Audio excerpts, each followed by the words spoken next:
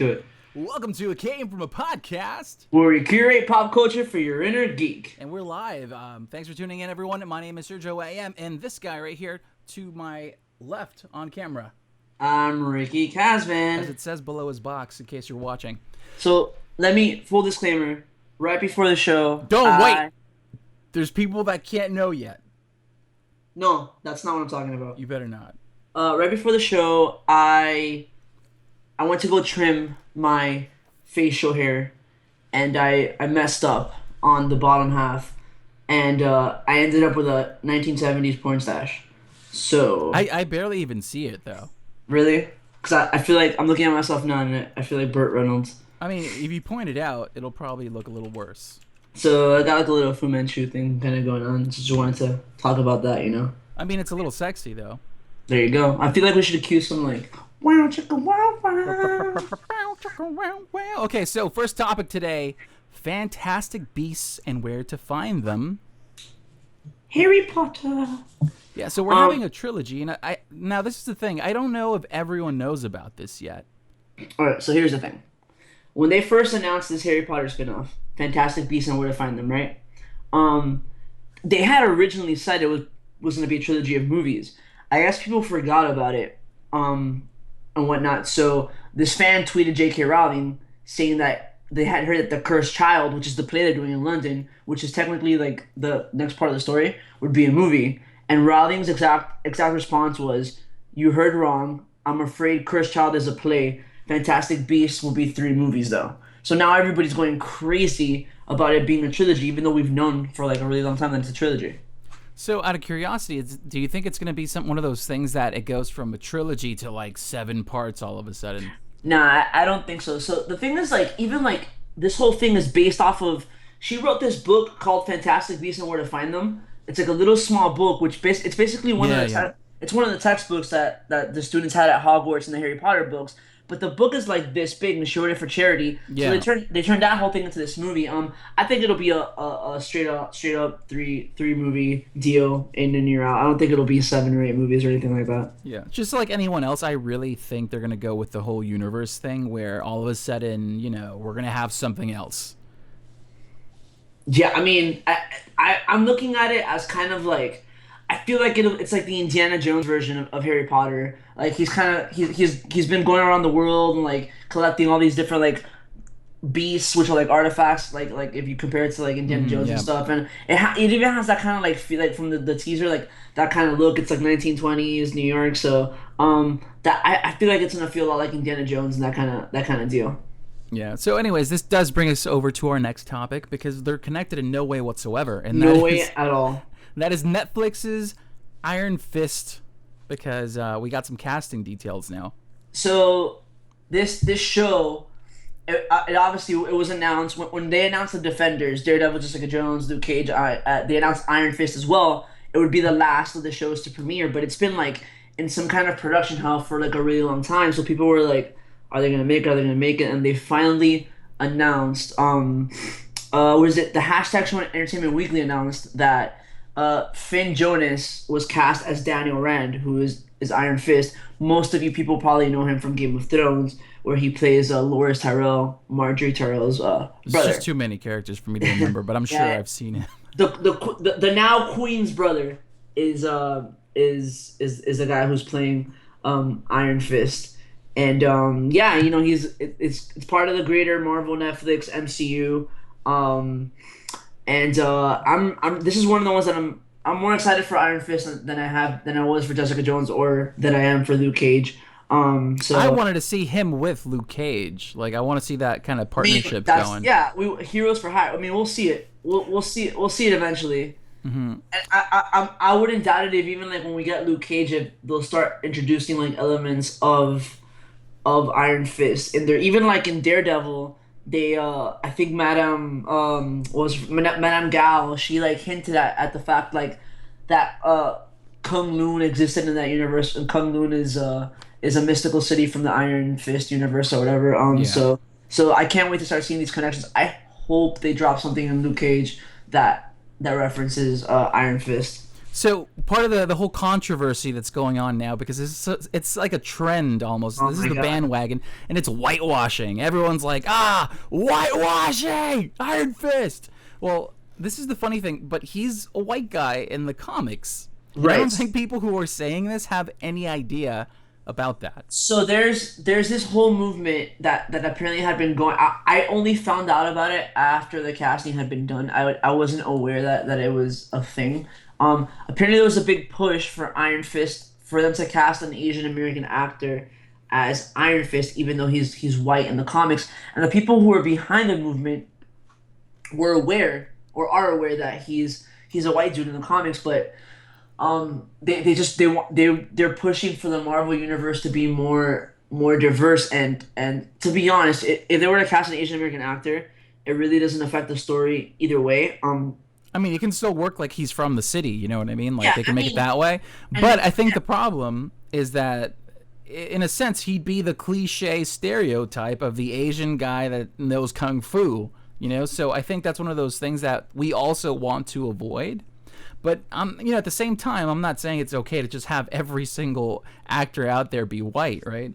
but here's my thing: like the Marvel universe itself, especially now, is diverse. You have, and what Marvel has done is instead of, for example, changing a character's ethnicity, they've gotten a different character to fill in that mantle. So, for example, Spider-Man now is Miles Morales, who is I think he's half African American, half Latin, and Yeah. he's kind of the Spider-Man now.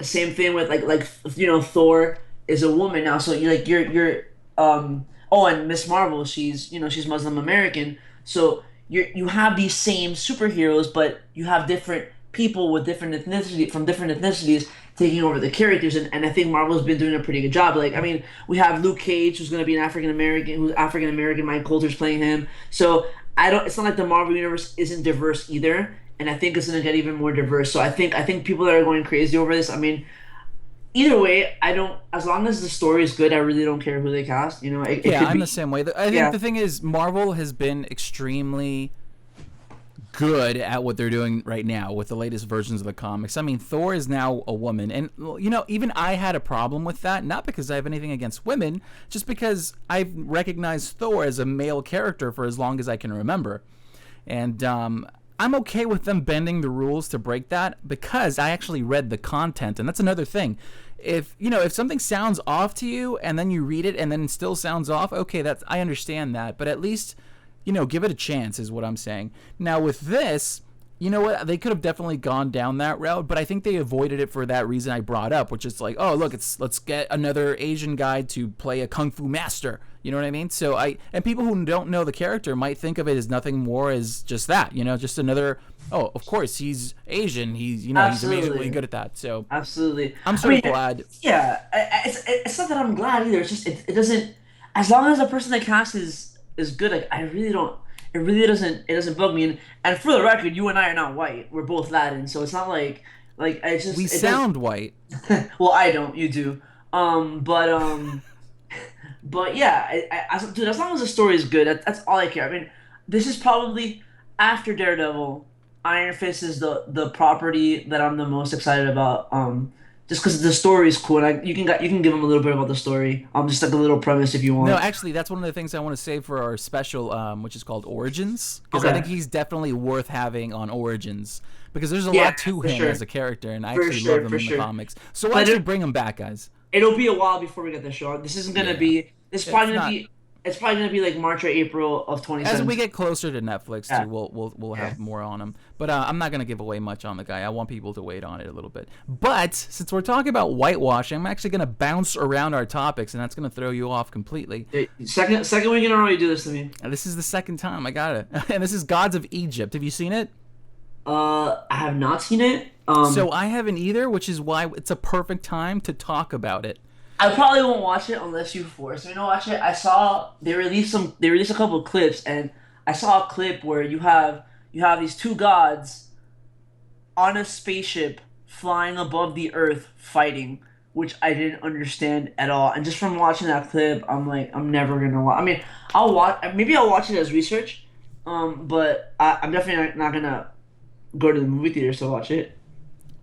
Well, the thing is, when I saw it, I thought it was like a really fun kind of film. You know, it just seemed like another sci-fi random like. It looked a little like 300 when I first started seeing like the previews and stuff, and so I Yeah, don't know.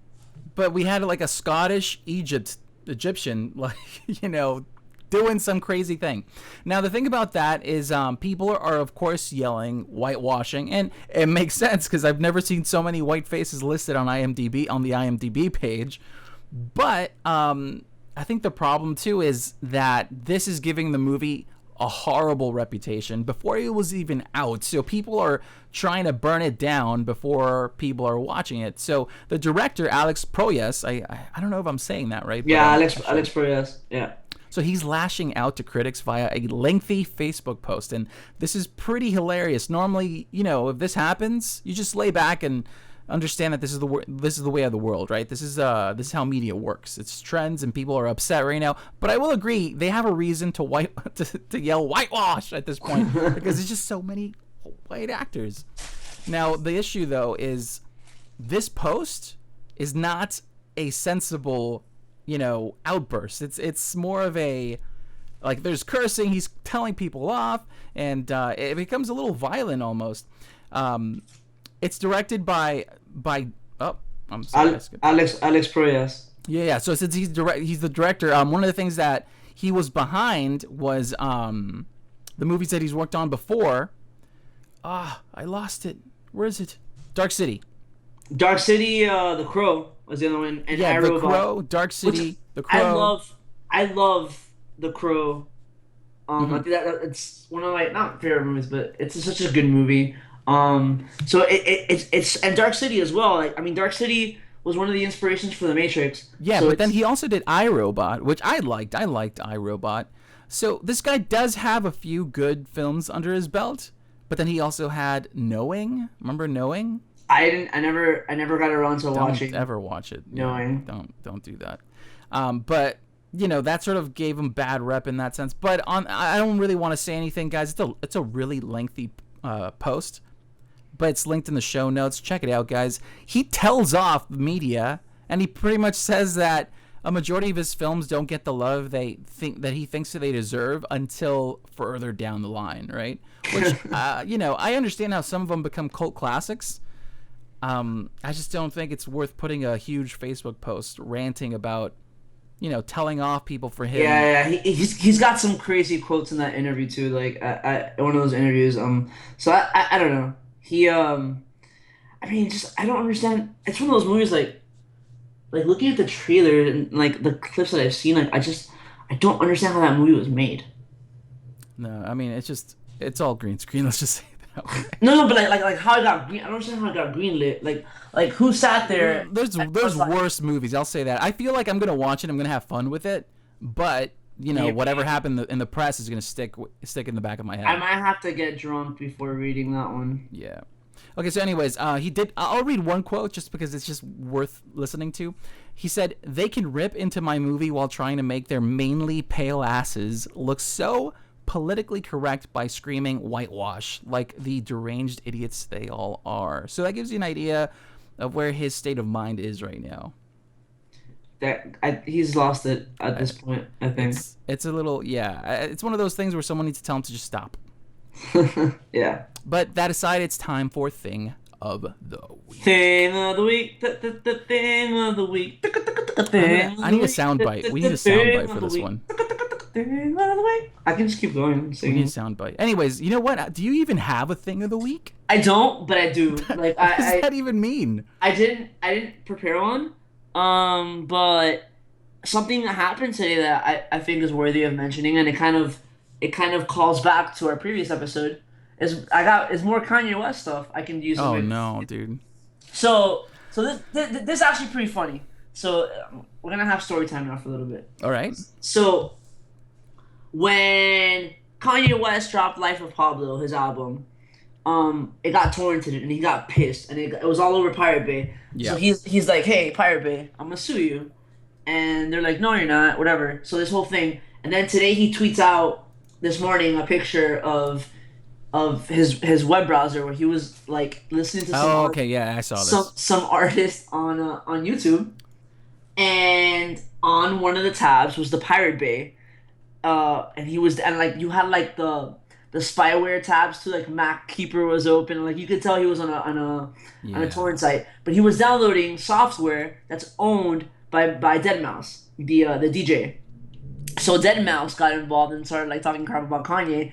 Kanye went like on an 18 tweet rant about deadmau5, Classic. asking him if he could come to his like children to his kid's birthday party and play as like Minnie Mouse, and like a whole like it was just like off the chain. So if you guys want to read it, go to Twitter and look up Kanye. Is a hilarious, hilarious, hilarious rant. I'm convinced Kanye's losing it. The But guy, yeah, I think the media is starting to really break down. He's gonna start. You know, he can't shave his head like Britney, so he's probably gonna start wearing a wig or something. I don't know. I will tell you that the whole deadmau5 exchange was really funny. I need to read that. I didn't know that. I What I don't know. do find funny though is that, you know, as someone who, when I was a student and you try to download a piece of software that's like $4,000, okay, you sort of expect that student to pirate that in order to learn that software. That's something I went through. But when you're rich, when you have like a ton of money coming in, that you can't even buy software, like it's easier for you to torrent it than it is for you to buy it. It's just a little weird to But me. see But that's the part that was like it was weird. Like I was like I almost feel like he did it on purpose. Like posted that picture because like it's like it just didn't make sense. I feel like he's probably just learning about pirating because of what happened with his album. That he's like, whoa, I can just pirate everything. I don't know. I don't understand half the things he does. But he makes good. For me, he makes good He's music. an So entertainment show, dude. He's a reality TV show. yeah. Yeah. Anyways, so because you asked just now, my thing of the week Hey is Sergio, what's the actually thing of the week? my thing of the thing. My thing of the thing is Rock Band 4 for PC.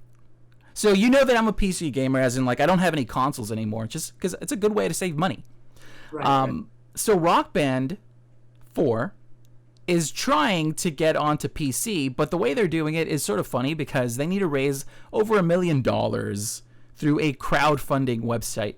Now, I don't know why that is something that you need, because normally, I mean, you know, I don't want to get into the details, but I guess, look, whatever. That's what they need. I paid up a good chunk of money that only goes to them, I think, if I hope, if it's successful. Let's be honest. Like Rock Band is not a game you play on the PC, dude. Don't, dude. I can play it anywhere. I have a Steam. I have a computer with Yeah, I Steam, and I guess. can push it to any TV. I got guess. a Steam Link, so I just connect it anywhere like a console and take it with me.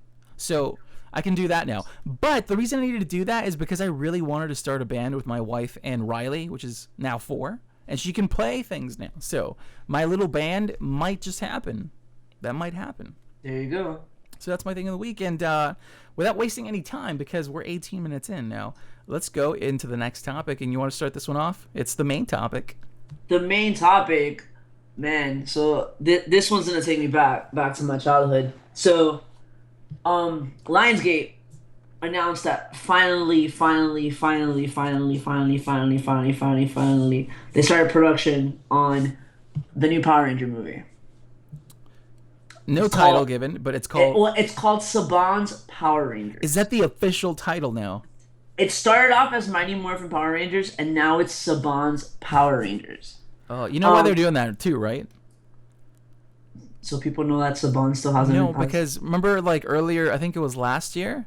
No, maybe even 2 years ago. Someone released a Power Rangers short that was extremely gritty and violent, It was amazing. and they took it down It was amazing. because It was a director too. I forgot. It was he yeah. directed something. I forgot who it was now, but yeah, it was really good. it was And ha- taken down, and I think it was either an official response or someone, there was, you know, rumors that it's because they were trying to create a movie, and if these two things were, you know, together, people might confuse the movie for being gritty. I don't and even whatnot. think I remember reading an interview with the director, and he said that he literally just did it like that because he knew that he would never be like nobody would ever make that dark and gritty version of Power Rangers that like all of us want.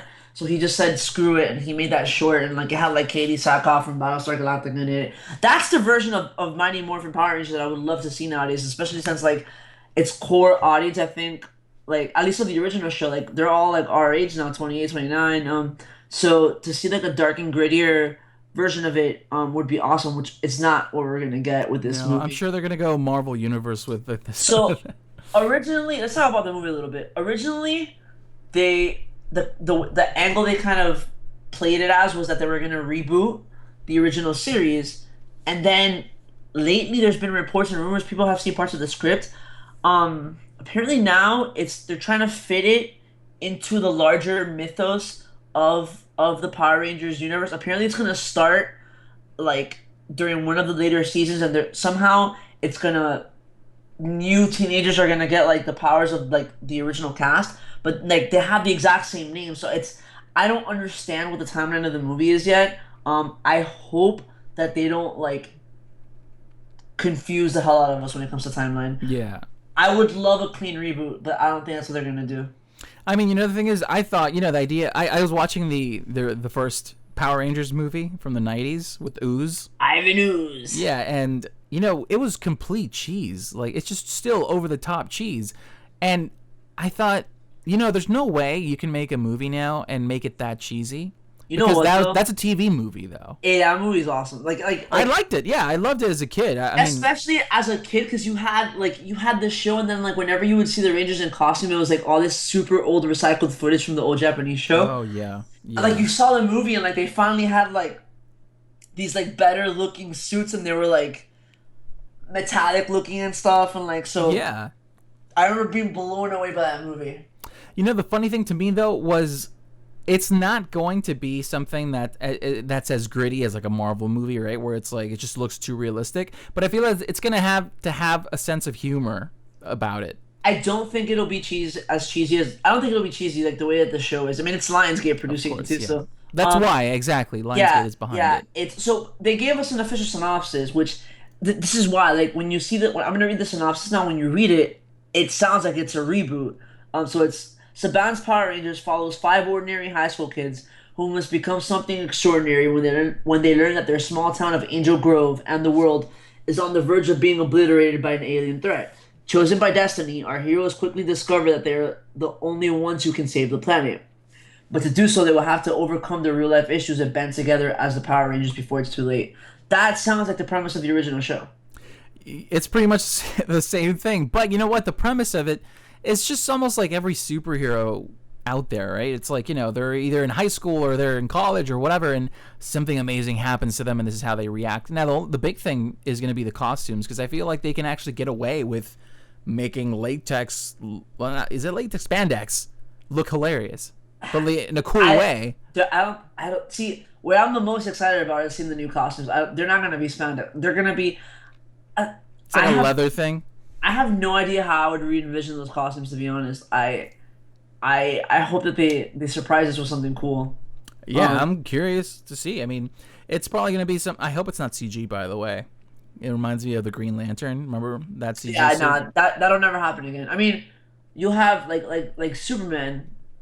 The elements of his suit are CG and stuff. I don't think you ever have anything like what we had with Green Lantern. Yeah. And like it's confusing because like the people that were cast, like their names in the movie are Jason, Billy, Kimberly, Trini, and Zach. So it's the names of the original Rangers, but like some of them are like different ethnicities than like the Rangers were. So Which I expected. yeah, which is cool. Like it's totally cool, but I don't if they have the same names as the original I kids, know. I don't understand how it's not a Yeah. reboot. So So it's like, I'm hoping Zordon's. yeah, I'm hoping it is a reboot, and they're just tricking us into thinking that it's not a reboot. Yeah. Um, But I'm glad to see Zordon is not racist, because I had my doubts at first. I know, right? I mean, you had Trini who was, and you had Zach. Yeah, but it felt like, you know what, just to throw people off, let me go with these kids too. That's what it felt like. The coolest thing I think is Elizabeth Banks playing Rita Repulsa. That like I can so picture her doing that evil laugh, and like, I hope we don't. I haven't seen it yet, but I hope people don't say that they're whitewashing the movie by casting an American actress instead of an Asian actress as Rita Repulsa, because Rita Repulsa was from space, so it doesn't matter who plays her. It's just an alien, and so I know I'm gonna see it at some point, but I hope I don't see that somewhere in the media. Well, I wouldn't be surprised if someone already has that going on Twitter, because Twitter will be Twitter, Probably. But trolls going troll kind of thing. But Yeah. I'm looking forward to it. I think it's gonna be fun. I feel older because I can't pronounce anyone's name. Well, I don't know. I don't recognize anyone's name from the new Power Rangers. So you got Dacre Montgomery playing Jason, R.J. Seiler playing Billy, Naomi Scott playing Kimberly, Becky G playing Trini, and Ludi Lin playing Zach. Okay, so this sounds hilarious. The names in that order just sound. It sounds like one of those announcements on the Disney Channel where they're just saying all these crazy. We got what is it? Dacre Montgomery, R.J. Seiler, Naomi Scott, Becky G, and So Ludi Lin. I do know Becky G is from Empire. So I do know her, and R.J. Seiler is from Me, Earl, and the Dying Girl. So I know those two, but the other ones that to me are newcomers. So I'm glad that they went with newcomers though, because it would be so weird to see like famous actors in those roles. Like I think going with relatively like unknowns is probably the best way to go. Of course so. Because if you destroy their careers, at least they didn't have one to start off. No, I'm sorry, that's horrible. I really hope this is good, man. This is like, man, I was so into Power Rangers when I was younger. I'm so rooting for this movie. Hey, listen, if it's fun, I have no problem with it at all, dude. If it's bad, it's gonna suck because maybe the name should have been a little, more cooler than Saban's. We'll see. Hopefully they give us something good. All right, so we have a few things left to talk about. Next up is Legends of Hidden Temple, because since we're talking about our past, let's just get back into Man, that. this is another thing. So if I mean anybody who's like our age, like 20, 29, 30, like 90s Nickelodeon shows, that was like the golden age of TV for us. We had Double Dare, Wild and Crazy Kids, Dude Ranch, all of those shows. Guts. Legends of the Hidden Temple was one of those, and it was like this like for those of you who don't know, it was like this game show with you would have kids and they had like this like old Aztec like temple set up, and they would have to go through the temple and like uncover clues and stuff, and you had this talking rock named Olmec who was like the Zordon of the show, I guess. And it was just it's like when you see it now, it looks so cheesy, but it was so cool. Like back then, like, they were divided into teams. You had what was it? You had the Blue Barracudas, you had the Silver Snakes, the Red Jaguars. And it was just like one of these awesome shows. And now like Nickelodeon is like kind of like they're kind of trying to bring back all this retro stuff, and they announced that they're making a Legends of the Hidden Temple movie. They're bringing back Legends of the Hidden Temple, but as a TV movie that's going to have elements of the original show, including Olmec, who's a talking head who knows the secrets behind the temple, and that like they're gonna have these like I don't know, I guess kids like uncovering clues in this like fictional story. So I'm super excited about it. Yeah, you know what? I was never rich as a child, so I didn't have cable. Not that you have to be rich, but I will say I used to go to my cousin's house, and I remember like slight little hints of this. But just reminds me of what Netflix is doing right now. It's like such a nostalgic trip that people are taking right now, because millennials are now the adults, and these adults want to show their kids Girl Meets World, Fuller House. The 90s, actually, not Fuller House. We'll talk about that later. But the 90s are back, man. The 90s are coming back. That's pretty much what's going on right now.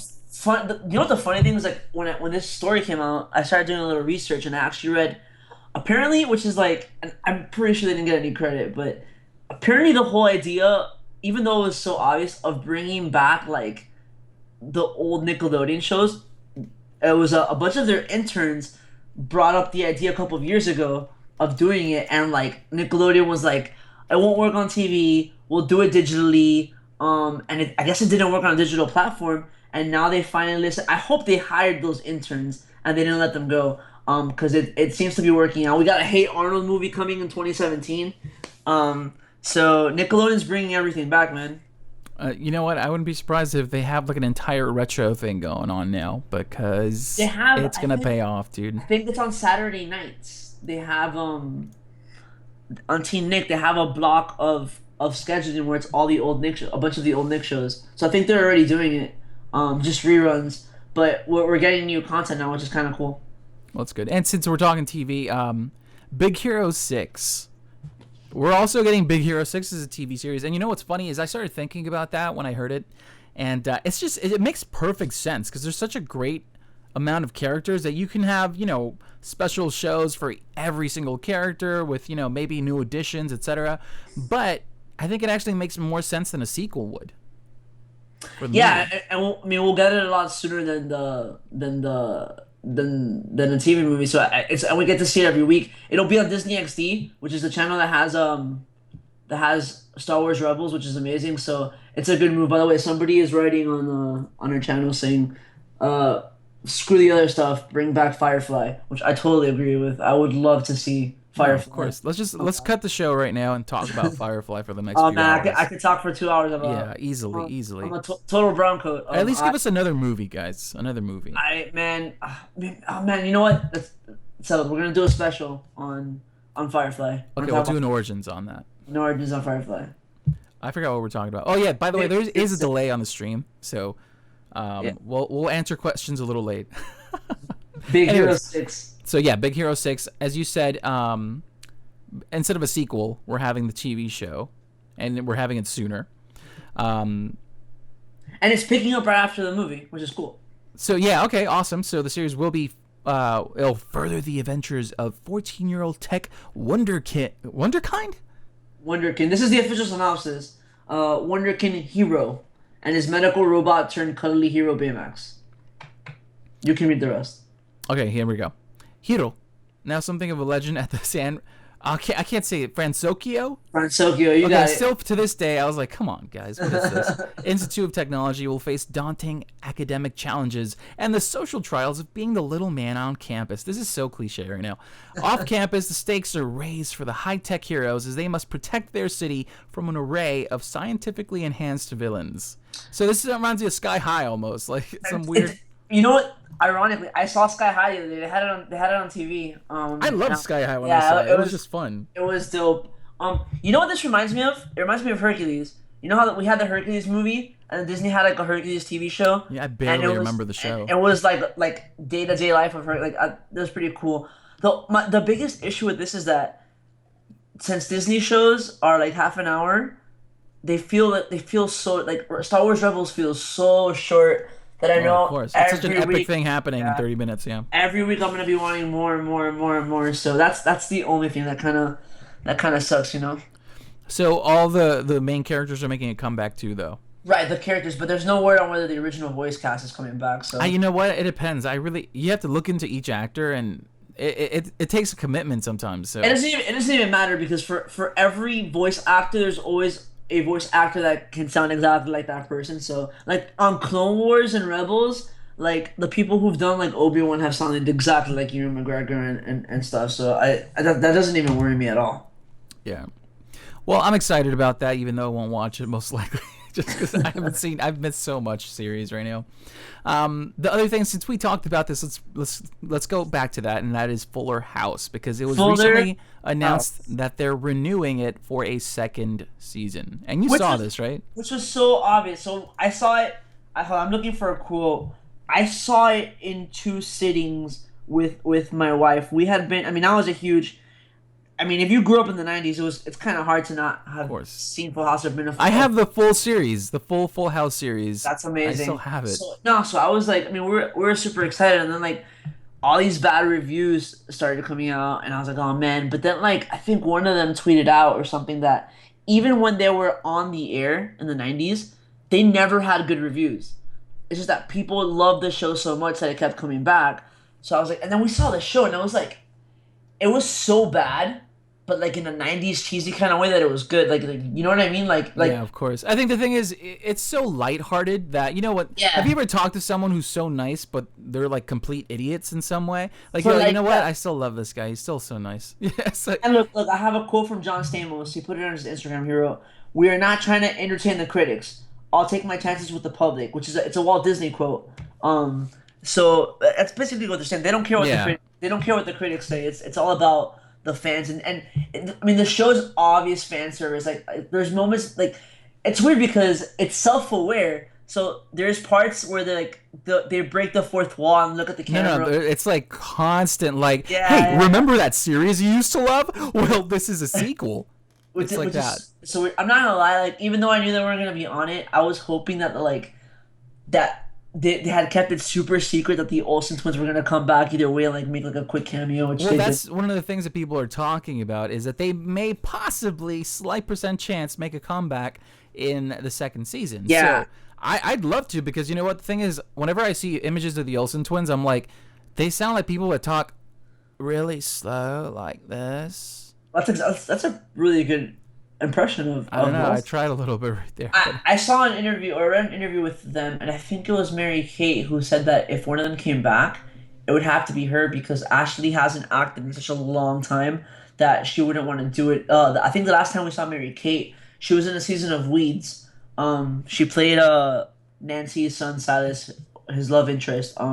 So I can't imagine season two coming on and there not being a cameo. I think there'll be a cameo in season two. I don't. It'll be a cameo. It'll be quick. what's funny to But me is that the first episode of Fuller House has the whole cast, pretty much except for the the twins. the first episode of Fuller House is basically the series finale for the original Full House because they got canceled, so they never had a series finale. The last episode of Full House was it was a two-parter where Michelle falls off a horse and loses her memory. Yeah, And yeah. then and they had both of the twins on there because like one of them was in her head and so like they had interaction. So and that's how it ended. So like there was never an official ending. So the first episode of Fuller House is by far the worst episode in the entire series. No, but the thing is, the reason I actually really liked it is because it's like it felt like you're just hanging out with them again, right? That's the reason people Yeah, like these shows. Is yeah. that even if they're complete crap, you like seeing these characters that you grew up with all together again. I would love to see a Home Improvement You know, like sequel somehow, just for that reason. you know what the biggest thing that I struggled with now, which I didn't. I mean, you don't know as a kid, but like as we got older, like knowing how Bob Saget is in real life and that he's completely different from Danny Tanner. The complete. I can't take him seriously as Danny Tanner now. I know it's true. It's and he looks different too, though. He looks So like the dirty person that he is.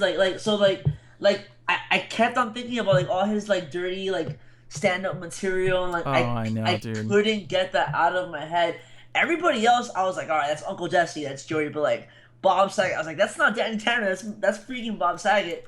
But yeah, other than that, it was and the new cast is awesome. I actually thought it was funny, man. It's not supposed to be good. It's supposed to be nostalgic, and that's exactly what it was. I you know what I liked it though. I think I liked it for what it was though, which is it's nostalgic. It's just there to be there kind of thing. It doesn't. And I, It's not really aiming to get those high reviews. and I really like the new version of the theme song sung by Carly Rae Jepsen. I thought it was really well It done. wasn't as horrible as I thought it would be, to be honest. No, But I I had some mean issues with her. it's an updated version of the original song, which I would have been pissed off if we didn't get the original song. Like Girl Meets World has a completely different song from Boy Meets World, and like every time I see it, like I want the original song back. So I'm glad that they went with a version of the original song. Yeah. So since we're running out of time, we have two more things to talk about, and one is Dark Tower. Yes, yes, yes. So I'm gonna do this one. I'll let you take the other one. No, you go for it. Go. All right. So Dark Tower, is there's a series of books by Stephen King. It's a Dark Tower series. And they've been talking about making it a movie for years, for years, for years. Originally, it was supposed to be directed by Ron Howard, and it was gonna star Javier Bardem, and it was gonna have a companion TV show to run in between each movie, but it was in production hell for forever, and then it got scrapped. And on the other day, I think February 29th or Mhm, 28th, yeah. Stephen King he sent out this tweet. He wrote, what was it? He wrote, "The man in black fled across the desert, and the gunslinger followed."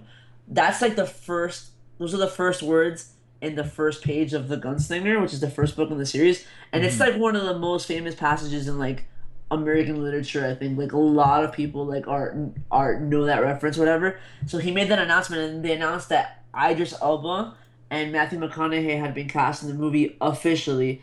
Idris Elba's playing Roland Deschain, who's the Gunslinger, and Matthew McConaughey is playing Walter Paddock, who's also known as the Man in Black, the antagonist of the movie. And they're gonna begin shooting in South Africa in 7 weeks.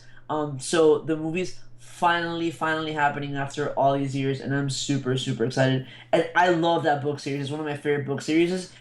So I'm super super excited for What's this. funny to me is that I never wanted to pick up those books for the simple reason that I hated continuing like stories unless I could start, when it's finalized and when all of them are out. Now, I still have yet to read any of these, but this gives me such a crazy rush to read through all of them right now just so I could get to the middle I and can't have an remember. Yeah, understanding of what's I going can't remember on. if there's 7 or 8, but it's weird because like, which I feel like it's what happening with Game of Thrones and like, so Stephen King got into this really really really really bad car accident where he almost died Yeah, yeah, yeah, yeah. before finishing the last book. He was in the middle of writing the last book, and people got freaked out because like he almost didn't finish the series because he almost died, and like it's weird. It's so hard to explain, but like the series travels in and out of different dimensions and worlds. So it actually, even though it's like a western, it connects every book and character from all of his works. It's really weird. So like the guy that Matthew McConaughey is playing is a different version of like villains in other Stephen King books. So it's like it's basically like the narrative that connects the entire Stephen King universe together. So it's really really interesting. And what's weird is that Stephen King was saying that the the movie's actually gonna start in the middle of the book series, which is weird. So that'll be interesting. It's just an artsy thing to do. I've seen this other one where you just play the whole movie backwards. Yeah, but I'm sure there'll be flashbacks to like the first book and stuff, and like it'll take. Yeah. So I mean, I'm excited. It's yeah, it's I feel like this is going to be one of those good Stephen King movies, which I'm always a fan of, unlike Under the Dome, which come on. Have you seen Under the Dome, by the way? the TV show. No, I haven't seen it. Oh, then read the book and then watch the series. I saw it when I was young. I actually don't. It's weird because I'm not a Stephen King fan, except for the Dark Tower series because he based it heavily on Lord of the Rings. Which I I obviously love. And it's a western, so I'm just really excited for this, man. I can't wait to see it I know, dude. You're getting choked up right now, so you gotta breathe. I am. Breathe. So yeah, so take us home, Sergio. All right, so yeah. Next we have Oculus and Facebook building pretty much an online MMO, which is a little. This is one of those things that always makes me feel like something is gonna end horribly wrong with this. And I feel like it's going to have so many great stories in between. As someone who used to work in CBS News on, doing the news, one of the first things you hear about a lot is like those, like, people who get molested via playing on Xbox Live or, like all these weird kind of stories based on that. Well, now we're going to have, Facebook making a huge MMO And in it's like VR. it's not even an MMO. It's like a virtual hub. Like it's like Ready Player One, where people live their lives in the virtual world. Like they go home plugged in, and like people go to school, people go on dates, people like do everything in the virtual world, which is and there's also like a gaming aspect of it too. So I'm really really I'm pretty excited for this. I'm not gonna lie. Yeah. So the thing is, the big thing for me is the fact that this sounds like a lot of movies I've seen, but also it's the one thing that makes sense as to why Facebook is connected to Oculus. Because they bought them out, and everyone was questioning what exactly are you trying to do with this. And now it makes total sense. It makes complete sense now. Yeah, it's a little confusing, but I don't know. I think VR is just becoming bigger and bigger right now, and it's becoming. You have like multiple ways to start trying out VR, from a $30 like master, what's it called, ViewMaster, to a $800 Vive from HTC that we talked about last week. So I don't know how to feel about this. I feel like it's going to be amazing to report on this, though.